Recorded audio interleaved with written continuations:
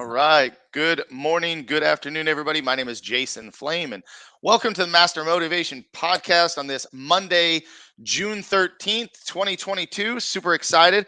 I'm actually on vacation, but couldn't miss a chance to talk with our guest today. And our guest today is Mr. Rob Wetmore, who was born in Portchester, New York, and raised in Bethlehem, Pennsylvania. He dabbled in martial arts as a kid, but never really trained in a formal setting. But then Rob went to Clarion University on a Division II swimming scholarship. As he was rehabbing a shoulder injury, he got sucked into Master Glazier's karate in Bethlehem, Pennsylvania, and he was hooked. He would show up 2 hours before classes and would never leave. So eventually they gave him a job cleaning the school, kind of like most of us started out. Mr. Wetmore learned how to teach while simultaneously learning the arts and the business of running a professional martial arts school. He received his first degree black belt in 1993 from Mark Glazier, and his direct lineage with Grandmaster Jun Rhee. Mr. Wetmore currently holds a fifth degree rank under Master Mark Glazier and a first degree black belt in Kodokan and Kozen Judo. He also has trained extensively in Aiki Jiu-Jitsu, which he never accepted rank in, but I'm sure we're going to talk about that. So welcome to the show, and thanks for being here today. Thanks for having me. And yeah, to rubbing that little vacation in Mexico while we're all sitting back home working. Well, you guys keep working. I mean, isn't this why we work? We work so we can play. Absolutely. Work So, hard, live better. Yeah, that's it. That's right. Hey, so again, super excited to have you on, and we got quite a few guests watching already. Please give us a quick shout if you're watching this show, just a quick comment so we know who's out there. And if you have any questions throughout the interview, guys, please let us know. We got about 30 minutes to sit here and chat and talk all about Mr. Wetmore's experience in the martial arts industry, as a school owner, as a martial artist, and as a coach. So let's dive in, and why don't you just kind of give us a little bit of your background, kind of talk about maybe a little childhood leading up. Well, it's great. Like I said, I didn't get formally involved in martial arts till much later in life. I dabbled. My parents didn't believe in sending me to karate. They thought it was too violent, and so I had this friend's dad would show me this friend's brother would show me that. Played around with it. Always spent my Saturday afternoons watching black belt theater and kung fu theater. I was just an addict for martial arts. Loved it, but never had the opportunity to do it. I grew up playing the regular American sports of baseball, football, wrestling, and then, I swam as well, which is kind of funny when you read it in the bio and people first hear that I had a Division II swimming scholarship, and they look at me and they're like, "You swam?" Well, I kind of sink now, but yeah, I swam back then. And then I didn't formally get into martial arts, like you mentioned, till I was rehabbing a pretty bad shoulder injury, and I was staring at the window of this martial arts school, and they finally grabbed me and pulled me in, and then they were forced to give me a job because I would never leave. So, well, hey, let's talk real quick. What happened? How did this shoulder injury occur, and what were the challenges that you faced as an athlete with an injury? Well, it's kind of funny because my swimming career started very late. I grew up near a public pool, so I was a water rat. I was a pool rat all summer long, but I never really swam on a team. I have severe asthma, pretty bad asthma, and so it was limiting some of my athletic opportunities. I was a wrestler growing up, but the rules at the time were if you had an asthma attack during a match, you couldn't take an inhaler. So for me to win a match, I would have to pin somebody in the first two periods, or I'd get pointed out. So after my freshman year of wrestling, a buddy of mine saw me at the pool during the summer. He's like, "You should really come out for the swim team." And I was a tiny guy. I mean, imagine I only graduated at 130 pounds, so I was small. So he said, let's go jump in the pool. And that first year I made districts, and I exploded on the scene. By my junior year, I never lost a race. But the thing was, I never learned proper stroke. I had one stroke. I was a breaststroker. But anybody who knows anything about swimming, 90% of the mileage you put in the water is done in freestyle. So with my asthma, I was a one-stroke breather, breathed to my left every time, and I leaned on this shoulder, miles and miles and miles every day, and to the point where once I was in college and I was swimming 14 kilometers a day, I'd come out of my first pull and my shoulder would just come right out and back in, and it would just pretty much wore down really quick, really hard. So yeah, that's the challenge was rehabbing it. It's still an issue every once in a while. It affects me with lifting weights. It still pops out, but you live, you adapt, just like anything else. So it literally still to this day, your shoulder will pop out. Yeah, well, back 100 years ago when I was, had the injury, we didn't exactly go get MRIs, and there was no orthopedic surgeons that did micro, Hmm. surgeries. So it would have been this big deal. So I just kind of kept rehabbing it. Never had anything done. I'm sure there's something torn to shreds in there. I just never got it Wow. fixed. That's I've been under pretty. the knife enough other times with knees and stuff that I was like, all right, I'll live with this one. Yeah, that's pretty bold because my son who I was mentioning, he's 17, and he's also a wrestler and football player and played baseball most of his life. Um, he had a dislocation in football, and then he had a second dislocation in wrestling, and we just decided, like, if you're gonna continue to pursue being an athlete, you're probably gonna need to get this fixed because it was gonna just start. It was so loose Absolutely. that it was gonna start popping out. So I can't. And I've had a shoulder dislocation in my professional wrestling career that was probably the most pain I have ever faced ever. And for it to be out, I still feel the effects of it. So I can sympathize with you on that a little bit. Yeah, I've watched some of your professional wrestling. That's quite fun. Oh Uh, yeah, it's a good time. It's a good time. Well, so you played all the sports, football, baseball, wrestling, you swam. Um, did you pursue the other sports at all, or did you just stick with swimming throughout, the rest of your high school and college well, career? like I said, I was pretty small. So baseball was baseball. I kind of grew out of baseball. Football I loved, but I was really small and I just got crushed in the field. And once I realized I had a talent for swimming, it was time to make a business decision and step out of that. Hmm. Um, and then wrestling, that was swimming and wrestling same time of the year. The irony of it all is, so, kind of, I'm sure we were going to go in this direction, how I got into teaching and coaching and stuff like that. But, uh, even as I was swimming at high school, I was coaching the summer swim teams. So I started Hmm. learning how to coach and stuff right from day one. Um, Wow. but it's funny because all those sports that I did, my kids don't do any of them. They do martial arts, and my new favorite sport of all time is lacrosse. I mean, Hmm. it is a passion. Where I grew up, it didn't exist, and I've fallen in love with that sport. And I wish I could turn back the clock and pick that game up. I do play an old man's version of it now. It's quite funny. Yeah. My kids yell at me on the field and tell me to do all the things I tell them to do, and I don't do them right. So Well, lacrosse has definitely exploded in a lot of areas. I know in our area, a lot of lacrosse teams, a lot of things popping up. So talk about your love for lacrosse and coaching and all that good stuff. well, I mean, it's first of all the game of lacrosse. If you're a football fan, if you like speed, if you like agility, like athleticism, I mean, it's just there's so much involved in the game, um, and it is the fastest growing sport in America today. But the irony is, it is actually the oldest sport in North America. It was created by the Native Americans. It was taught as a war game, and they played it to settle disputes, which is really wild when you dive into that history. But the game is just incredible. You've got to be tough. You've got to be athletic. You've got to have finesse. And probably my favorite thing in the world to do is watch or coach my kids play the game.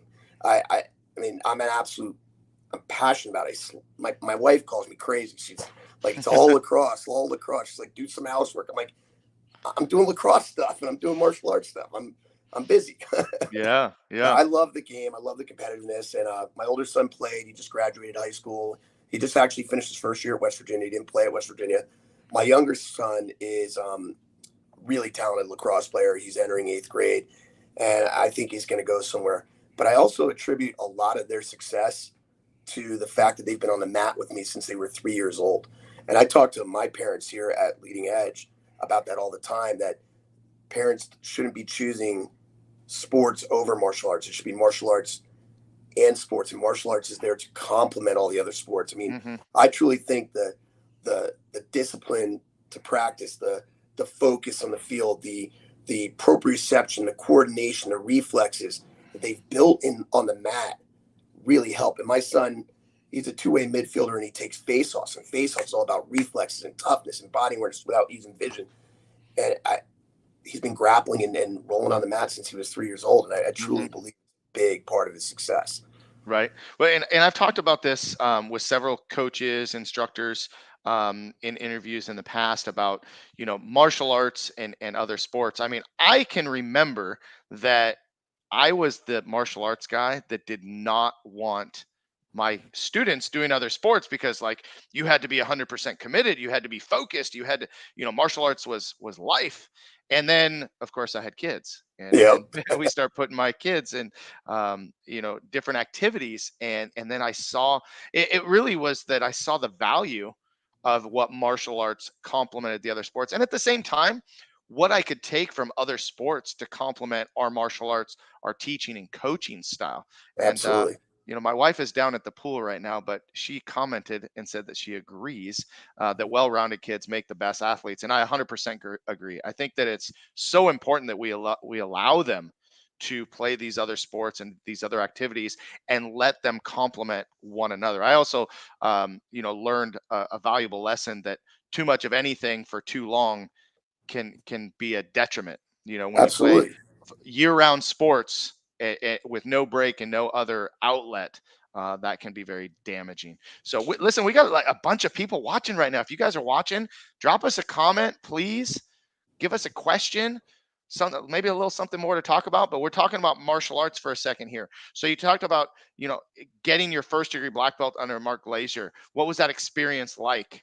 It was amazing. And so, like I said, I was always a big fan of martial arts. When I finally had the opportunity to train, I was rehabbing my shoulder, and I just fell into it with a passion, and I loved the diversity of what we were doing. And at the time, Master Glazier, Mark Glazier, was running this was still before UFC. So you were still either going to schools for specific things. Hey, Mr. Perry, how are you, Mr. sir? Perry. Congrats on the baby, sir. Um, so, you know, his school was still very traditional, but you went there and you got karate, aikido, and a little judo at the time. And it was like, that's what you did. Yes, sir. Yes, sir. I still have that picture of us all at the Super Show. And I think Mr. Metzger and Mr. Silverman were in that picture too. Oh man. Uh, Bald is Good beautiful. That's all I got to good say. group of guys. Yeah. We got to do that again soon. But so we were kind of an eclectic school from the get-go. So it was his system. It was eclectic. And then, I trained hard. I was at the school all the time because I'd been doing all those other sports my whole life. And I was used to practicing 7, 8 hours a day in college. So I was like, now it's martial arts and I'm just going to be here all the time. Hmm. And like I said, I was there so much. They said they gave me a toothbrush and said, clean the bathroom. Here's a mop, here's this, help me with this kid, just teach them right And from left. and you did it with pride. Oh, are you kidding me? I was paying him to do it. That's I was right. doing it, I was paying him to. I couldn't get enough of it. And I still remember to this day getting my black belt October 27th, 1993. And it was just, I couldn't believe this. It was like, wow, I'm walking around. My whole life, I didn't really know a lot of black belts. So whenever I met a black belt, somebody said they were a black belt, I'm like, oh my God, a guy can kill me with like thinking about it, and all of a sudden here I am, I'm a black belt and I'm training and now I'm showing others the same thing. And Master Glazier evolved just like the rest of the martial art world after the very first UFC, showed everybody that you can't be a one-trick pony. And all of a sudden we were doing jiu-jitsu and my wrestling background actually helped us bring that into Master Glazier's. Glazier and I would just roll around and we'd be like, oh, let's try this, and then we'd watch some little clip of this. And it was before YouTube, but we'd have a VHS tape of some UFC and say, all right, how did Hoist Gracie do an armbar standing on his head upside down in the very first UFC? And it changed everything. And I loved how the martial arts evolved. It kept me passionate about it. And like I said, at the same time, I was learning the business end from day one. I was a white belt, and then I was learning how to answer the phones and clean the school, to helping another white belt do this and helping them with their positioning and stance. It truly was like an apprenticeship. Hmm. And I owe so much to Shion Glazier for he taught me the professional end of it. And I was there when he took Master Glazier Karate to Master Glazier Karate International, the first martial art organization in the country to be traded on NASDAQ and small caps. It was an interesting thing to watch it explode. And it was really heartbreaking when he decided to move out of the industry. I was running a school in Ramsey, New Jersey for him. And he called me down to his house and he decided to move out of the business. And he has incredibly successful. Who is calling me? busy. I'm busy. An incredibly successful nutritional supplement company called NutriBio. Pretty amazing. Check it out, everybody. NutriBio. But then I went from Mark Glazier to another amazing leader in the industry, and Tigershulman, ended up buying up what was left of the Master Glazier schools. Most of the other instructors were disbanded and let go, and I was part of the trade, and I ended up working in New York City at their super center at the time in Chelsea. And wow, what an experience there. That was crazy. I love New York City, but I did not like working there. I It's a bet. place I want to visit and get out of, but it was really cool. So I learned so much more from him. And then I came back, and Master Glazier had 2 schools left here in PA. And he asked me, if I wanted to come back and work for him a little bit here because I didn't like New York City. I did. And then I said, are you planning on expanding again? And he said, no. And that's when I started hatching the plans for leading edge martial arts. So that's where we got started. Yeah. We had a lot of hiccups along the way, though. I followed poor examples of my parents into bad debt. I lived on credit cards growing up. My parents were the type of people, if you want that, go buy it and worry about it later. And I got myself in a lot of financial trouble. And when I decided I wanted to open my own business, my credit was destroyed. So I had to start from scratch. I scratch clawed for 3 years with a business plan, knocking on people's door, asking for help, getting started. During that time, I ended up I was working as a bouncer and a bartender, and I was doing hardscaping and landscaping. I was temping at Lucent Technology. I did everything under the sun while I was trying to work on this business plan. And then finally, I found a failing martial arts school that was going out of business. And he was also a former Tigershulman guy. And he had 2 locations, and the one location was doing poorly. He said, just buy me out of debt. I'm like, how much? He said, 15 grand. I'm like, okay, where am I going to get that? But I was able to borrow that money from a friend, and one thing led to another, and boom, we exploded quickly. I run a very different business model than the industry does, though. So if you want to chat about that, we can get into that too. But Yeah, we can definitely get into that a little bit. Our audience, I'd love to hear your questions, and if you have anything that you want to learn from Rob. But you brought it up a couple times, Tigershulman and Tigershulman Karate. I'm familiar, although I'm all the way over here on the right, West Coast, but I've visited. I have family. My wife has family in New Jersey, and I constantly heard about this Tigershulman Karate, and how big it was, and what a big organization. And then as I got more experienced in the industry, learned more and more. What was that model like for you to work in, and what was that experience for you? it was it was a model of efficiency and professionalism. They ran it like a huge corporation. They had, I think at the time I was there, maybe 35 or 40 locations. Hmm. I think they're up over 50 now. So it was quite amazing to see it, but the schools were transforming around that time that I was there. So back then they were still running schools that were very much like Master Glazier's, very like traditional martial art etiquette and things like that, but yet starting to diversify what they were teaching. Now Tigershulman's is much more of an MMA type factory. They run MMA gyms now, and they have a lot of professional fighters in the UFC and such. So I was gone before that. I was only there for maybe 6 months to a year. New York City was not where I wanted to be. It wasn't where I wanted to be. I wanted to be back in PA, in Pennsylvania. And so what was it that you took away from that experience that you wanted to model after, and then how did you create your own culture within your school? Well, it's a great question. Actually, I learned from both Mark Glazier and from Danny Shulman and his organization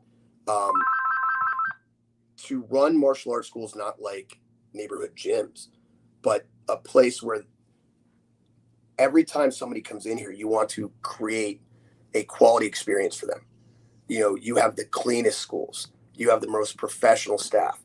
You greet everybody with a smile. It doesn't matter what my personal day was like. Everybody that's coming here was coming here to feel better about themselves. So Hmm. those are a lot of things that I took from them. As I started to put this together, is listen, this school is immaculate.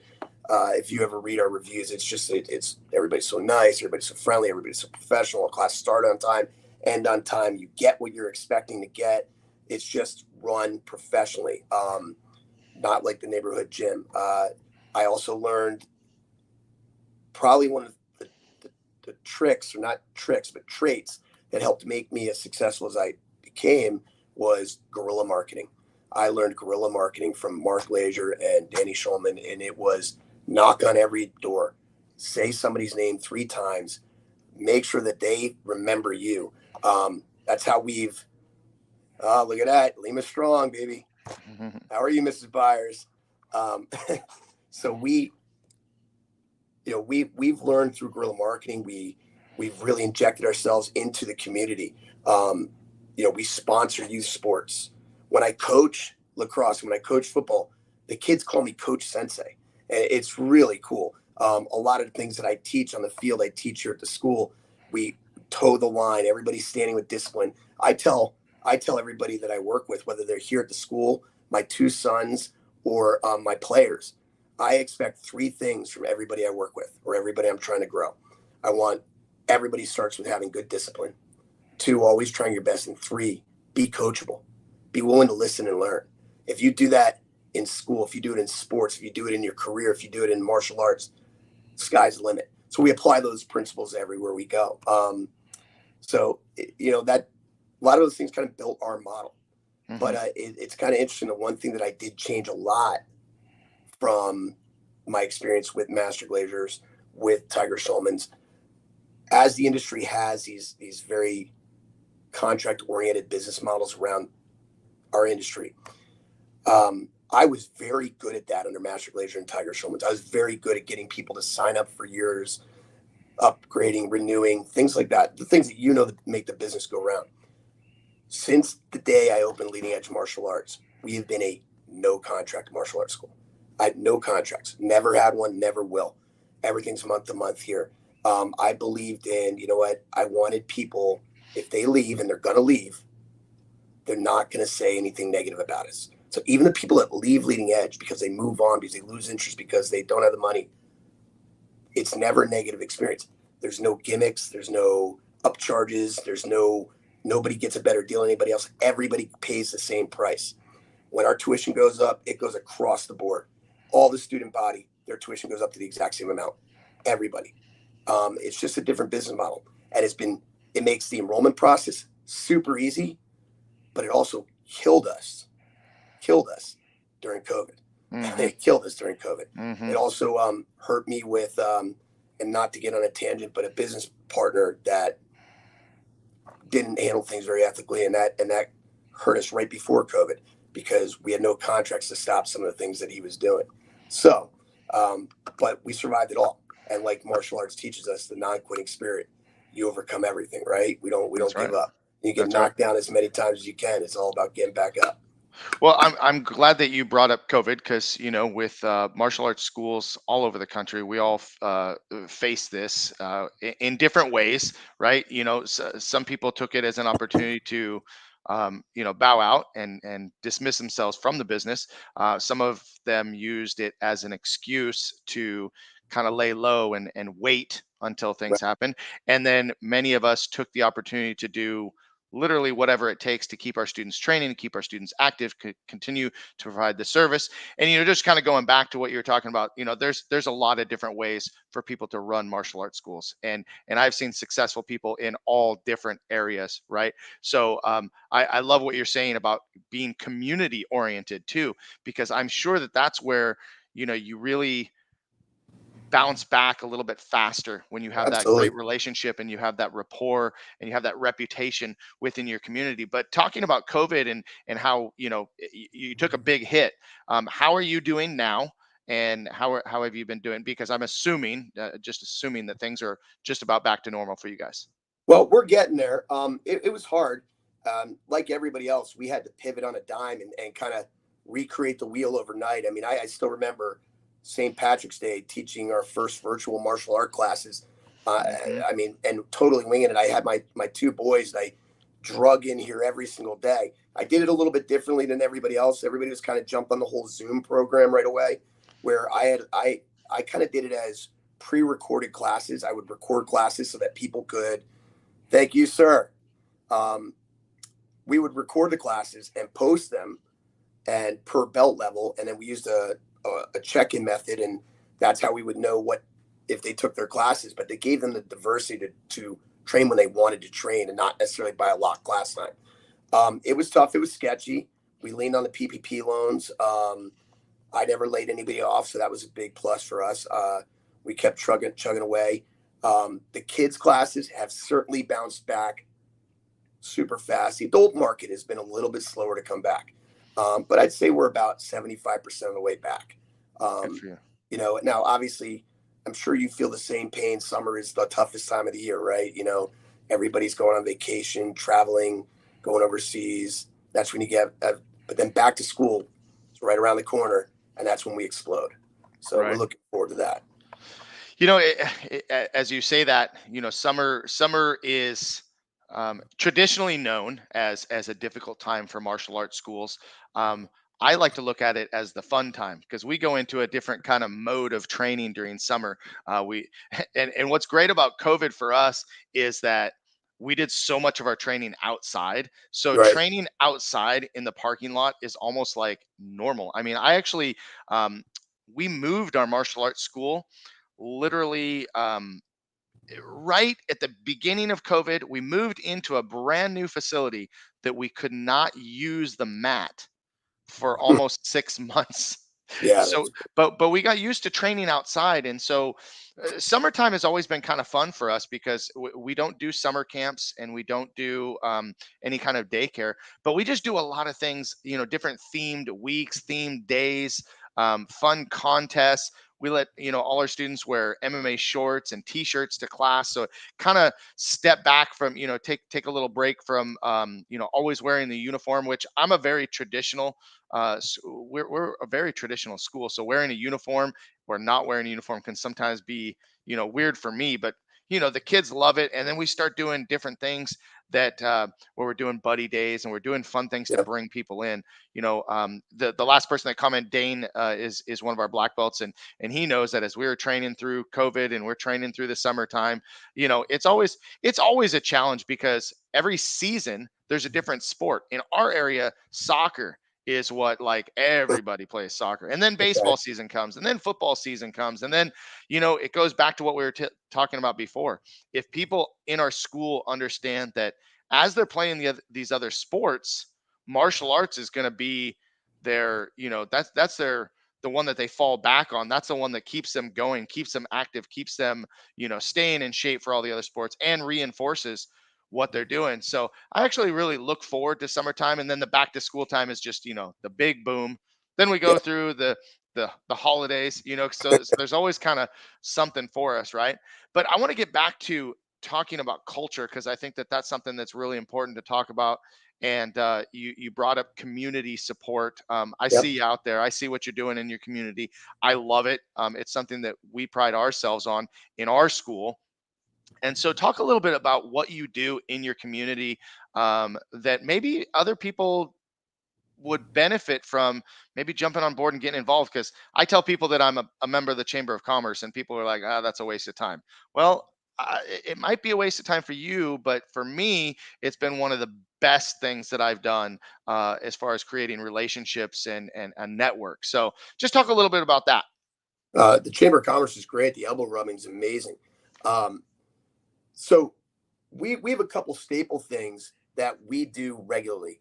One is we do school programs, anti-bullying, stranger danger workshops in public schools and private schools all year round. Before COVID, we were in schools almost on a weekly basis. It's slow to come back as schools are starting to let people come back in. We started doing some programs again after January this year. We go into schools and we run one or two 45 to 50-minute workshops that are just anti-bullying, stranger danger workshops. So we do 300 kids at a time in an assembly, It's and it's awesome. amazing. And we don't do any charge for anything like that. Um, we Wait, can you say that one more time? Because school owners out there are like, did he just say he does it for free? Oh, I do You do it all for these free. free. Listen, if you build it, they will come. If you build a good reputation, you get a good name in the community, you rub elbows with people. They know that if they need something, you're the guy to talk to. It's not about the immediate return. It's not about what did this ad get me today. When a person's heard your name 3 times, it's going to stick. So when I go to a school, it's I go to school and I run a program and I leave them not a flyer, not a coupon. We have a little card that we made up that says, your child participated in an anti-bullying stranger danger program. This is what they learned today. Thank you for letting us be a part of your life. Boom. It goes home to the kid parents. Um, Maybe they see me, my tent at a sporting event I'm sponsoring. Maybe they see me at doing a brownie troop, or a Girl Scout troop or a Boy Scout troop, or they see me at this. We just did one for our Upper McCungie Township. We did anti-bullying stranger danger with them. We did realtor self-defense with them. We did women's self-defense with them. We did um, elderly self-defense with them, and we get blasted on their website everywhere. So enough times your name is mentioned and people hear it, and all of a sudden their neighbor comes up and says, hey, I'm looking to get Johnny involved in martial arts. You know a good place. And maybe they're not going to send their kid, but you know what? They go, I heard of this place, Leading Edge Martial Arts. Boom. It's not about immediate return. It's about the community you build. So those are some of the programs we do. Another big one that we're looking to get started back again that we stopped as of COVID. We do a gigantic kickathon every year. So we have this huge community event here where we bring in a local police department, local fire department. We do a giant child safety fair and cancer kickathon all in one day. We shut down our whole parking lot out front. We rope it off. We get dunk tanks. We get different organizations to come. And then the kids, they go out and they get sponsors that they're going to throw as many kicks as they can do in a half an hour. And then people make flat donations. And then we also do this giant basket raffle that people donate these baskets from all kinds of local vendors. People make their own baskets, whatever it is. And on this particular day, we do a child safety event that day. The fire truck's here. The kids are wearing little fireman hats. They get to dress up in a fireman's costume or uniform. And then we do this big kickathon. And then we donate 100% of the proceeds from that day to 2 organizations. One being the Women's 5K Classic, which is a big women's breast cancer awareness group here in the Lehigh Valley in Allentown, PA. And then the other one is the Headstrong Foundation, which is really close to my heart because the Headstrong Foundation was actually created by a lacrosse player in college. He was playing Division I lacrosse, developed cancer. And as he was dying, he said to his parents, I want to develop this organization that can help people deal with going through cancer, like dealing with the medical expenses, dealing with the things that come in other than doctor bills, giving them a place to stay that's healthy and clean while they're in between hospital visits. So that organization is all through lacrosse too. So we donate 100% of the proceeds of that. And basically on an average, we raise 10 grand on that event almost every time we run it. And that one's very close to my heart. And it's all for the community. So I love that. It's a great thing. It just, I get excited and goosebumps talking about it. So it's a No, really good. I really love that, and I just love that mentality, and it reminds me, with the giver's gain mentality versus, I think a lot of not just martial arts school owners, but business owners in general, look at their return on investment, um, by the book and by the numbers, right? And I mean, of course, I'm not going to rule that out, but at some point you have something that draws you in to serve your community. I'll never forget listening to Robbie Beard teach a seminar, and he was explaining the word sell or sales, and I forget what language, but it translates roughly to serve. And that always stuck with me when you put the sell versus serve mentality. It just goes a long way. And you're talking about rubbing elbows and relationships and all that, but at the end of the day, people gravitate towards the people that give and the people that are giving on themselves and people that are there to serve their community. I mean, we can all go out and blast people with flyers, and we can throw our Facebook ads out there. And at the end of the day, if that's all we're doing, but we're not providing service to our community and providing opportunities for our students to serve. It's one of the things that I love. We've done a kickathon for many years, different approach and different outcome where we put our money. We always did it for Thanksgiving Day dinners. So we Oh, would that's awesome. we would do a kickathon. We'd have the kids go out, get sponsorships and pledges, and we'd bring that money in, and then we go buy food, and then we would deliver that to our food pantry. But Amazing. and that has a really long story that I'll save for another time of why I did it. But it's these things that come from within that get us out there, and people really look at that and they want to be involved. They want to figure out what can I do to be involved. Our black belt team is responsible for community service projects. Our students are given opportunities to be leaders in our community in um, different opportunities, different ways that we can provide that for them. So I think that that's awesome that you're doing that. And I wanted to throw this back up there because I think Lakeisha was commenting when you were talking about your project. So I think that that's awesome. And Daniel here, who was on, happens to be a really good friend of mine. Also happens to be a city councilman as well. So that's kind That's of awesome. nice. You're talking about relationships and different things. You know, his son was actually a black belt of mine many years ago, That's and then great. we became friends because of our interactions in other areas.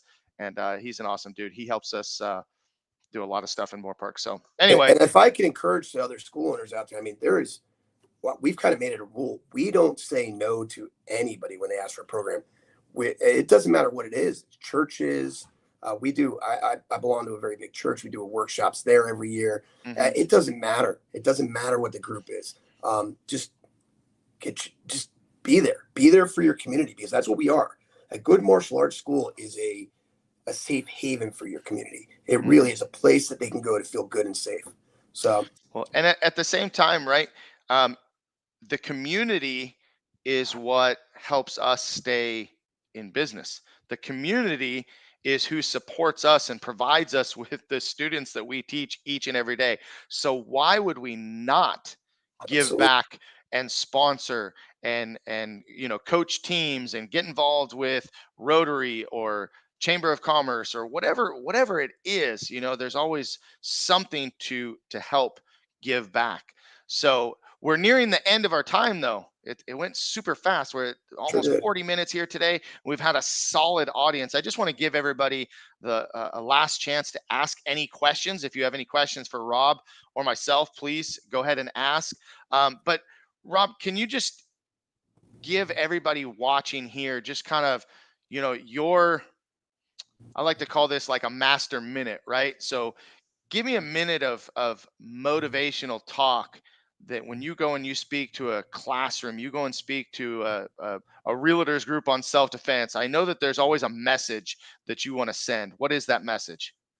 I mean, before I even get there, I have to, talking about relationships again. I just want to touch on something here. I believe very strongly in the pay it forward mentality. I've had some incredible mentors. As you mentioned earlier, I'm a direct lineage of June Ree. So June Ree, you had Grandmaster Jeff Smith on the other day, who was my teacher's teacher. He was Mark Glazer's teacher. So I have that direct lineage there. Jeff has been an incredible mentor to me. Stephen Oliver has been an incredible mentor to me. Danny Schulman has been an incredible mentor to me.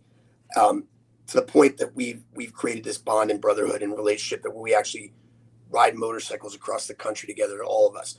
Uh, but they in our industry, there's so much competition wrapped up in our industry that not everybody wants to help everybody.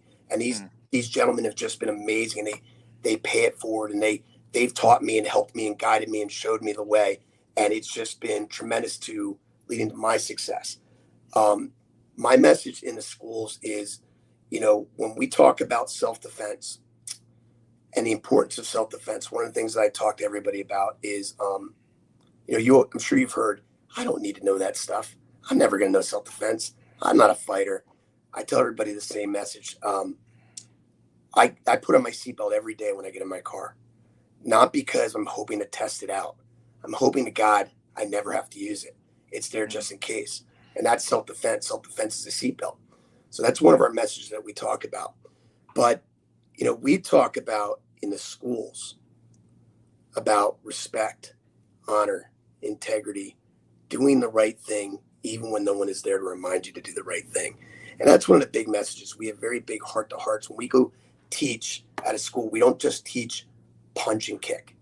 Mhm. We talk about what a bully is, why bullies do what they do, the importance of one, not being a bully, two, how to handle a situation when you see bullying happening, being somebody's hero, not necessarily by getting physically involved, but by being there, letting someone know that they're not alone, letting someone know that they have someone that cares about them, intervening.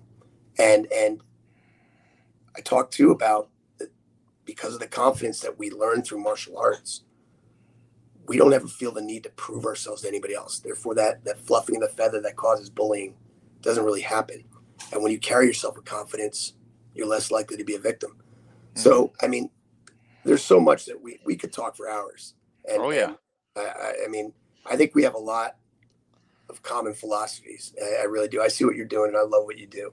I love your community stuff. I was just watching. I was all over your Facebook page, watching some of your events that you had the other day. I got to try that the parent night out with the guns. We do that. We pizza movie night, but I've never had it with the gel guns. That's pretty awesome.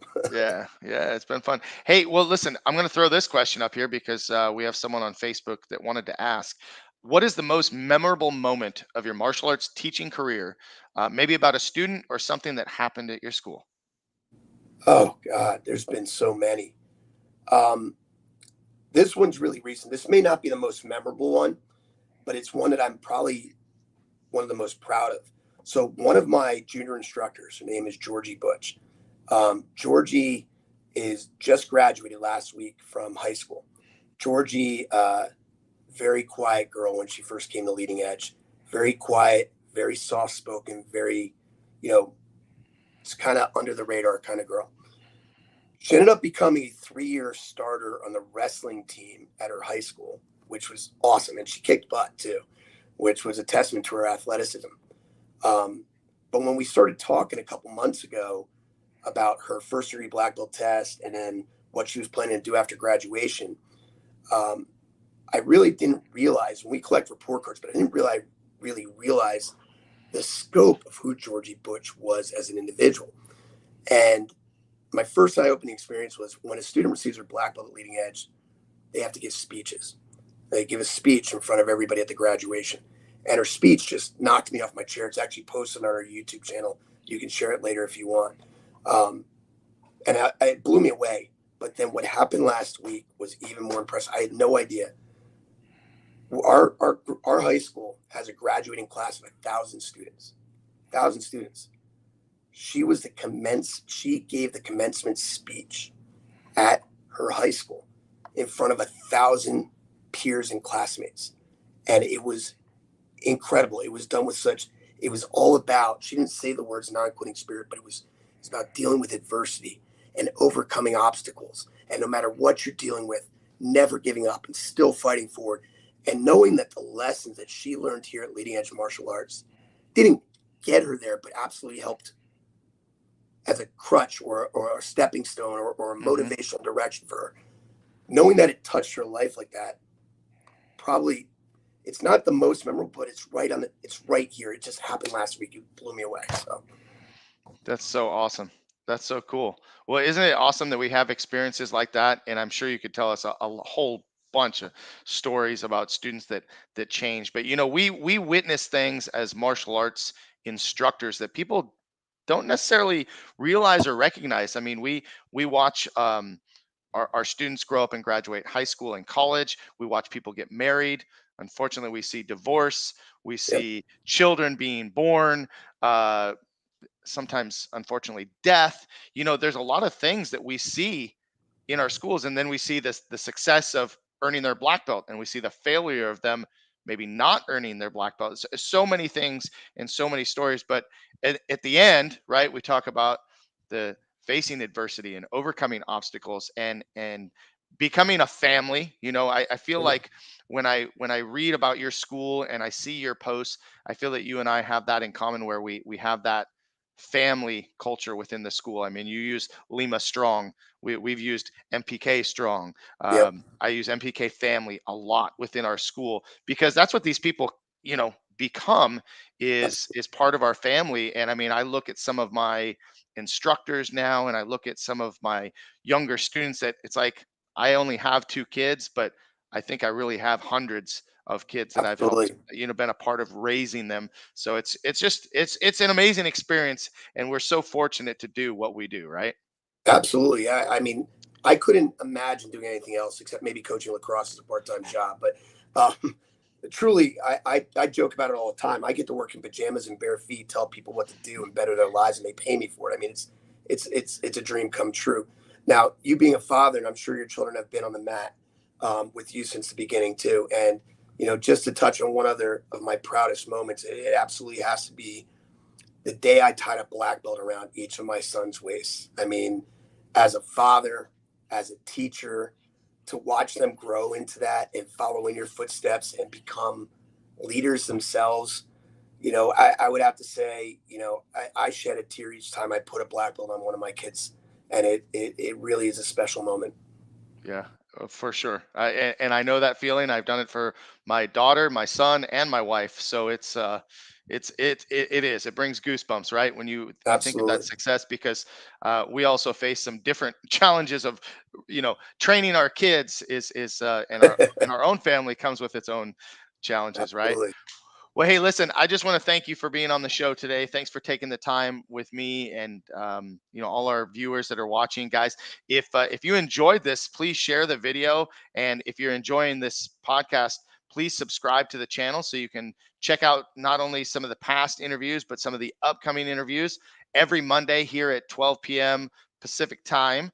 That's California time for you. So check in with us again next week and see who we got. But thank you, Mr. Wetmore. Appreciate everything that you're doing, not just in the industry, but in your community and in your school. Keep it up. Hey, thank you, sir, for this opportunity. It was really a lot of fun. And, you know, go enjoy Cancun, or wait, where are you? You're in Mexico. Where? Cabo. Cabo. Go enjoy Cabo. Get some sun, but don't I'm forget going to to put on some sunscreen. twice. Twice. All right. I'll see you in Vegas. See you at the Super Show. Absolutely. All right. Sounds good. All right, guys. Go make it a great week. Take care. Talk to you soon. Bye bye.